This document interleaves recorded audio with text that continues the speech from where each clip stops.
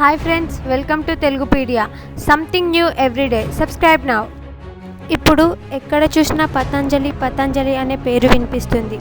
ఇంట్లో వాడే నిత్య అవసరాలన్నింటినీ పతంజలి పేరుతో మార్కెట్లో వచ్చేశాయి. వీటి పబ్లిసిటీ కూడా బాగానే చేస్తున్నారు. పల్లెటూరులో సైతం పతంజలి ఐటమ్స్ ఉన్నాయా అని అడుగుతున్నారంటే వీటి పబ్లిసిటీ ఎలా ఉందో అర్థం చేసుకోవాలి. అయితే వీటిని వాడే ముందు కొంత జాగ్రత్త తీసుకోవడం మంచిది.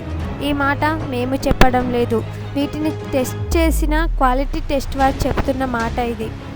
పతంజలికి చెందిన దివ్య ఆమ్ల జ్యూస్ శివలింగి బీచ్పై జరిపిన క్వాలిటీ టెస్ట్లో ఫెయిల్ అయిన రిజల్ట్స్ కనిపించాయి.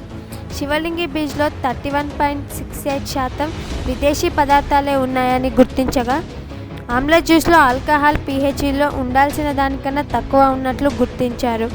దేశం మొత్తం మీద వివిధ కంపెనీలకు చెందిన ఆయుర్వేదిక్ ప్రోడక్ట్లలో కల్తీ జరుగుతుందని తేల్చిన క్వాలిటీ టెస్ట్ వాటిల్లో బాబా రామ్దేవ్కు చెందిన పతంజలి ప్రోడక్ట్స్ కూడా ఉన్నాయని తేల్చారు.